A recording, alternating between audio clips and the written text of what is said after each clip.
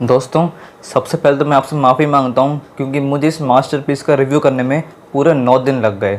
और आज थिएटर में मैं अपने आप से बार बार यही पूछ रहा था कि इस मास्टरपीस का रिव्यू मैंने अब तक क्यों नहीं करा, क्यों अब तक ये मास्टरपीस मैंने नहीं देखी थी। पर अगर सच बोलूँ तो मेरे यहाँ के सभी शोज़ एकदम हाउसफुल जा रहे थे और टिकट्स बहुत मुश्किल से मिल रही थी। यहाँ तक कि आज सुबह की भी टिकट मुझे बहुत मुश्किल से मिली है, पर लकीली आज मैंने फिल्म देख ली है। और आज इस वीडियो में मैं इस फिल्म को लेके बिल्कुल ओपनली बात करने वाला हूँ, तो ये वीडियो एंड तक ज़रूर देखिएगा। और अगर ये वीडियो पसंद आए तो इस वीडियो को लाइक करिएगा और शेयर भी कर दीजिएगा प्लीज़। और क्योंकि हम इस वीडियो में इस फिल्म के कुछ सीन्स को लेके उन पर डिस्कशन करने वाले हैं, तो हो सकता है कि आपको इस फिल्म के बारे में कुछ स्पॉयलर्स मिल जाएं। तो अगर आपने फिल्म नहीं देखी है तो प्लीज़ प्लीज़ प्लीज़ आप पहले फिल्म देखिए और उसके बाद हमारी ये वाली वीडियो देखिएगा। तो अब चलिए चर्चा शुरू करते हैं।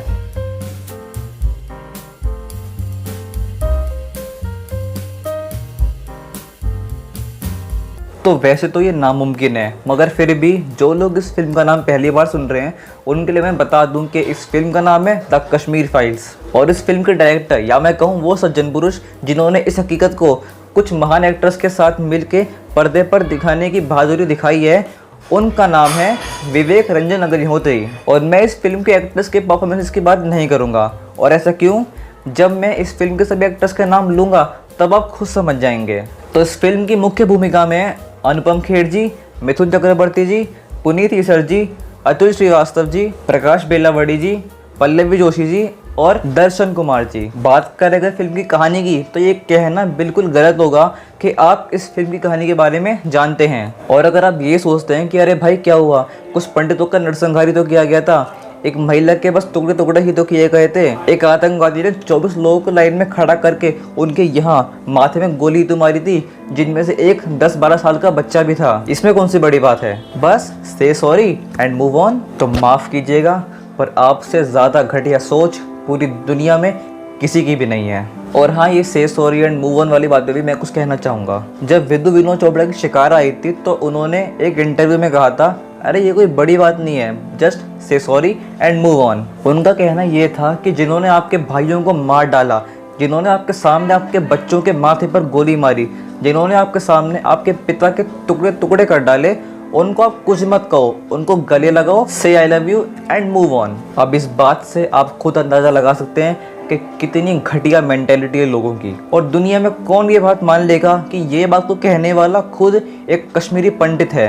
और यही से I love you and move on बोलने वाले लोगों को द कश्मीर फाइल्स का एक 5 मिनट का सीन बहुत ज़ोर का चांटा मारता है। पर वो सीन मैं आपको यहाँ पे नहीं बताऊंगा। मैं चाहता हूँ कि आप खुद जाएं थिएटर में और उस सीन को देखें। और सिर्फ वो सीन ही नहीं, आप इस पूरी फिल्म को एकदम ध्यान से देखें। और बस ये नहीं कि थिएटर में गए, फिल्म शुरू हुई, 3 घंटे की फिल्म देखी और वापस आ गए, ऐसा बिल्कुल भी नहीं करना।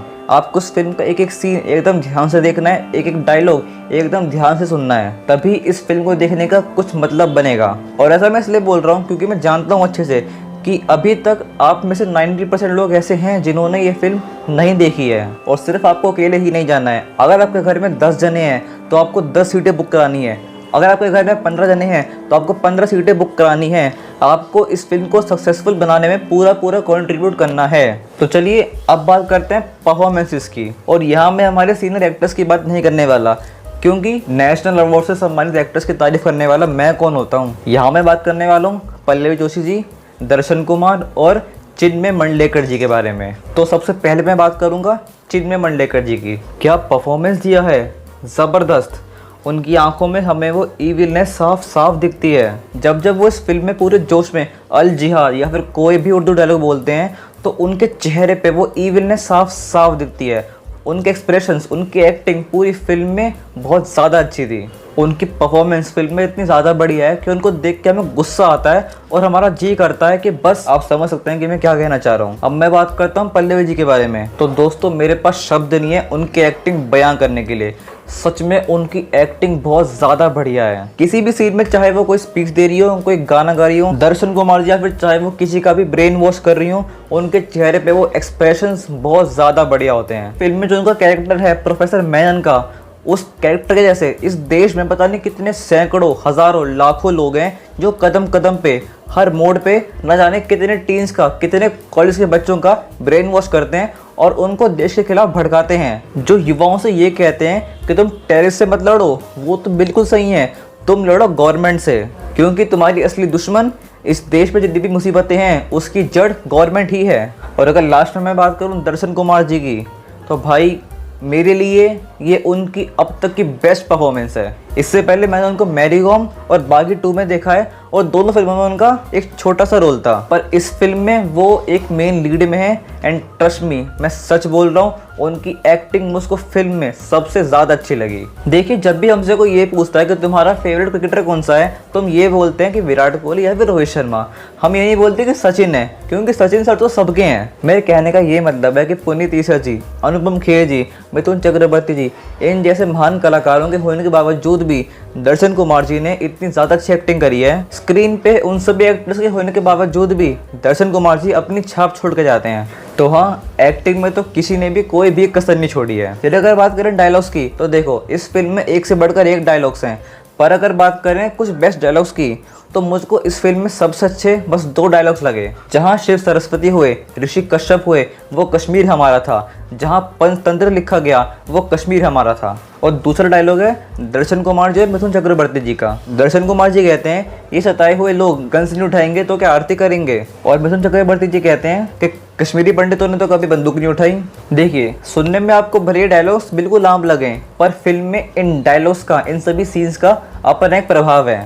दोस्तों, मैं बात करना चाहूँगा फिल्म के कुछ सीन्स के बारे में जो मुझको पर्सनली बहुत ज़्यादा अच्छे लगे। तो एक सीन है जहाँ पे एक जगह पे कश्मीर से सभी लोगों ने अपने अपने कैंप लगा रखे होते हैं, और वहाँ पे कश्मीर के नए सीएम आते हैं और वो उनसे पूछते हैं कि मैं आपकी क्या मदद कर सकता हूँ, आपकी जो कुछ भी परेशानी है वो आप मुझको बताइए। और वहाँ पे खड़े एक बुजुर्ग आतंकवाद की सच्चाई बताते हैं। वो बताते हैं कि सरकार हर आतंकवादी को जो सरेंडर कर देता है उसको लाख रुपए देती है, और फिर बाद में वही आतंकवादी उस लाख रुपए से AK-47 खरीदता है और लोग का कत्लेआम करता है। फिर बाद में वो फिर सरेंडर करता है और वही लाख रुपए लेके फिर से AK-47 खरीदता है और फिर लोगों का कत्लेआम करता है। और फिर CM साहब बोलते हैं कि और कोई परेशानी, तो दूर हमको दिखते हैं अनुपम खेर जी, जिन्होंने अपने हाथ में एक बड़ा सा बोर्ड पकड़ रखा होता है जिसके ऊपर बड़ा बड़ा लिखा होता है रिमूव आर्टिकल 370। और जब उस भीड़ से निकलकर अनुपम खेर जी सामने आते हैं, तो सच में मेरा मन कर रहा था कि मैं इस सीन पे बहुत ज़ोर से तालियां बजाऊं, पर नहीं, अगर मैं ऐसा करता तो थिएटर में बैठे सभी लोगों का ध्यान भटक जाता। पूरे थिएटर में 3 घंटे के लिए घोर चुप्पी थी, पर वो चुप्पी ही बहुत कुछ बयां कर रही थी। उस सीन में अनुपम खेर जी के एक्सप्रेशंस, उनकी एक्टिंग, उनकी डायलॉग डिलीवरी, मुझको सब कुछ बहुत ज़्यादा पसंद आया था। और अगर सच बोलूं तो इस फिल्म का एक एक सीन ऐसा है कि हम उस पर घंटों बैठ के चर्चा कर सकते हैं। और दूसरा एक सीन है जहाँ पे कृष्णा यानी कि दर्शन कुमार जी प्रोफेसर मेनन यानी कि पल्लव जी से कहते हैं, I am confused, what is justice, क्या सही है क्या गलत है, मुझे कुछ समझ नहीं आ रहा। तो जो बात मैंने पहले बोली थी वो बात मैं फिर से बोल दूंगा कि ये बात आज के हर टीनेजर पे लागू होती है। ये बात हर टीनेजर कहता आया था, कहता आया है और हमेशा कहता रहेगा, क्योंकि प्रोफेसर मेनन जैसे ना जाने इस देश में कितने लोग हैं जो हर मोड पे टीनेजर्स का ब्रेन वॉश करते रहते हैं इस देश को लेकर, जिनका मेन मोटिव सिर्फ और सिर्फ इस देश के टुकड़े कराना होता है। और ये सिलसिला तब तक जारी रहेगा जब तक हम युवा इस बात को नहीं समझेंगे कि हमारे लिए क्या सही है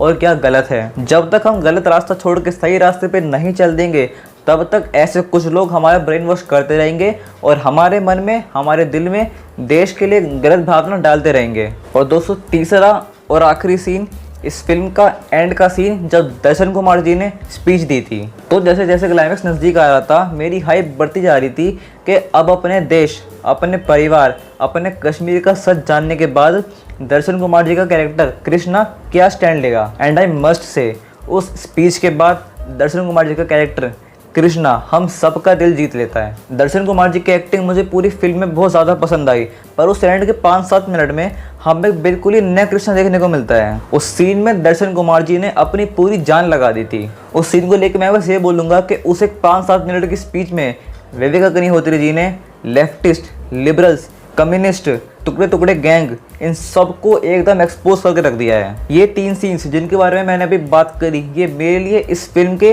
टॉप 3 सीन्स हैं। वैसे तो इस फिल्म का हर एक सीन बहुत ज़्यादा बढ़िया है, बट ये 3 सीन्स मेरे लिए सबसे ज़्यादा बढ़िया हैं। खासकर वो स्पीच वाला सीन, और मेरे ख्याल से वो स्पीच को मैं चाहे जितनी भी बार सुन लूँगा, मैं उस सीन से कभी भी बोर नहीं होने वाला। इनफैक्ट हम सब जब भी उस सीन को देखा करेंगे तो हमें उस सीन में हर बार कुछ ना कुछ नया जानने को मिलेगा। तो चलिए बात करते हैं कुछ टेक्निकल पॉइंट्स के बारे में। और मैं सच कह रहा हूँ, मुझको नहीं पता कि मुझे क्या हो रहा है, मैं ये सब बातें अपना भी बोलता जा रहा हूँ। मैंने आज तक किसी भी फिल्म को लेके इतनी ज्यादा फिलोसफिकल और आइडियोलॉजिकल बातें करी नहीं है, पर क्या करूँ, इस फिल्म के बारे में ये सब बातें करना बहुत ज्यादा जरूरी था। पर अब भी मेरे मन में बहुत सारी बातें हैं जो मुझे आपसे करनी है, पर क्या करूं, फिलहाल के लिए इतना ही। और अगर आप मेरी बातों से बोर हो गए हो देन आई एम सॉरी।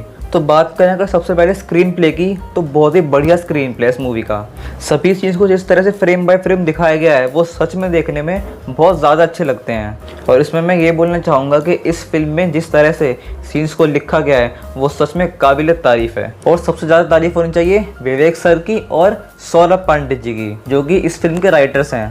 और इस फिल्म की पूरी टीम को सलाम है उनकी 4 साल की कड़ी मेहनत के लिए। और दोस्तों, अब जो बातें मैं आपको बोलने जा रहा हूँ उनके लिए मुझको माफ़ कर दीजिएगा, क्योंकि वैसे तो ये बातें बोलने का मेरा कुछ मन था नहीं, पर क्योंकि मैंने इस फिल्म के टेक्निकल पॉइंट्स की बात निकाली है तो इसलिए मुझे आपको ये बातें बतानी पड़ेंगी। तो फिल्म की स्टार्टिंग के 5 मिनट में, सिर्फ स्टार्टिंग के 5 मिनट में हमको कैमरा थोड़ा बहुत शेकी लगता है। कुछ बच्चों को खेलते हुए दिखाया है तो उस पूरे सीन में कैमरा कुछ ज़्यादा हिल रहा होता है। और एक सीन में अनुपम खेर जी को स्कूटर पे कश्मीर की गलियों से गुजरता हुआ दिखाया है, और उस सीन में बैकग्राउंड देख के हमको साफ साफ पता लगता है कि ये सीन किसी गली में नहीं बल्कि एक स्टूडियो में शूट हुआ है। पर दोस्तों, हम सब जानते हैं कि इस फिल्म का बजट सिर्फ 15 करोड़ का है, और 15 करोड़ के अंदर एक मास्टरपीस बनाना कोई भी आसान काम नहीं है। और इसलिए इन सभी कमियों को उठाकर मैंने एक तरफ फेंक दिया है। एंड ट्रस्ट मी, ये कमियां ऐसी कमियां हैं, अगर आप ये फिल्म देखोगे तो आपको तो ये कमियां महसूस भी नहीं होंगी। और दोस्तों, फिल्म का बीजीएम ज़बरदस्त, टेरिबल, हॉरिफाइंग, लाजवाब।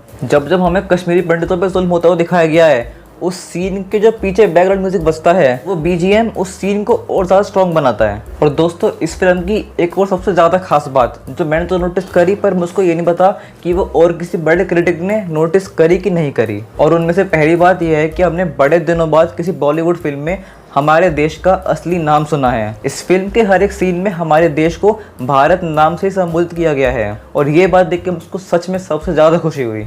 और इस फिल्म की दूसरी बात जिसके बारे में मैं बेट लगा सकता हूँ कि ये बात बहुत ही कम लोगों ने करी होगी नोटिस, और वो बात है फिल्म में सभी पात्रों के नाम। आप उन सभी के नाम सुनिए और मुझे बताइए कि ऐसे नाम हमें किस बॉलीवुड फिल्म में सुनने के लिए मिलते हैं। उन पात्रों के नाम हैं ब्रह्मादत्त, कृष्णा पंडित, राधिका, महेश, हरिनारायण, विष्णुराम, लक्ष्मीदत्त, पुष्करनाथ, शारदा पंडित। अब बताइए, इतने सुंदर, इतने पवित्र, इतने धार्मिक नाम आपको बॉलीवुड की किस फिल्म में सुनने के लिए मिल जाएंगे। मैं 90s की बात नहीं कर रहा हूँ, मैं 90s के बाद की बात कर रहा हूँ। और इसलिए मैं बार बार बोलूँगा, हर बार बोलूँगा कि विवेक सर ने वो कर दिखाया जो बॉलीवुड में आज तक कभी नहीं हुआ। जो सच भारत के लोगों से पिछले 32 साल से छुपाया गया था, वो सच आज पूरी दुनिया देख रही है। और लोग थिएटर में जा रहे हैं, सभी थिएटर्स हाउसफुल हो रहे हैं। लोग अपने माता पिता, अपने बच्चों को, अपने दोस्तों को, अपने भाई बहनों को, सबको लेकर आ रहे हैं इस फिल्म को दिखाने के लिए। और सबको ये फिल्म बहुत ज़्यादा पसंद आ रही है, और उसकी वजह सिर्फ ये है कि ये फिल्म जुड़ी है लोगों के दिल से, इस मिट्टी से, इस देश की संस्कृति से। और इसलिए आज इस फिल्म में दंगल का रिकॉर्ड तोड़ा है, और इस फिल्म ने सिर्फ 8 दिन के अंदर कमा लिए हैं 116 करोड़ रुपए। और ये 116 करोड़ रुपए नहीं है, ये सो कॉल्ड बॉलीवुड के मुंह पे एक चाटा है। और इसलिए मैं आप सबसे रिक्वेस्ट कर रहा हूँ कि आप ये फिल्म देखने जरूर जरूर जरूर जाएं, अपनी पूरी फैमिली के साथ जाएं। हो सकता है कि इस फिल्म में कुछ सीन आपको रुला दें, इस फिल्म में कुछ सीन आपको अंदर तक खिला दें, पर मेरे भरोसा कीजिए, आपके लिए बहुत ज़्यादा ज़रूरी है सच को जानना। ये फिल्म नहीं, एक हकीकत है। और सच में मैं अपने आप को बहुत ज़्यादा लक्की मानता हूँ कि मैं इस फिल्म को आज देखने गया। मैं बहुत ज़्यादा खुश हूँ कि आज मैंने ये चैनल खोल रखा है और मैं आप सबके सामने अपने दिल की बात बोल रहा हूँ। फाइनली मेरी लिस्ट में उस फिल्म का नाम जुड़ चुका है जिसको लेकर मैं आगे ये कह पाऊँगा गर्व से कि मैंने फिल्म थिएटर में देखी थी, और इसका एक्सपीरियंस मैं लाइफ में कभी भी नहीं भूल पाऊँगा। तो भाई, वीडियो में इतनी बार कह दिया, अब फिर से कह रहा हूँ, इस फिल्म को प्लीज़ मिस मत करो, जाकर देखो अभी के अभी। और अगर देख रही है तो 2-3 बार जाके और देखो, मगर ज़रूर ज़रूर देखो प्लीज़। 32 साल से जो राज छुपा हुआ था वो आज सबके सामने खुल कर आया, तो इसको प्लीज़ मिस मत करो। हमारे देश के बारे में, कश्मीर के बारे में सच जानो। अगर आप नहीं चाहते कि जो 32 साल पहले हुआ था वो आज से 30 साल बाद फिर हो, तो प्लीज़ अभी भी समय है, जाग जाओ। और अगर ये वीडियो पसंद आई हो तो इस वीडियो को लाइक करो, शेयर करो और कमेंट करो। और प्लीज़ शेयर तो यार ज़रूर कर देना। और मुझे बताओ कमेंट में कि अगर आपने फिल्म देखी है तो आपको ये फिल्म कैसी लगी। और एक बार जाने से पहले इस चैनल को सब्सक्राइब कर देना और डिस्क्रिप्शन में इंस्टाग्राम पेज का लिंक है, उसको जाकर भी प्लीज़ फॉलो कर देना। और देखते रहो आपका अपना चैनल मूवीवर्स।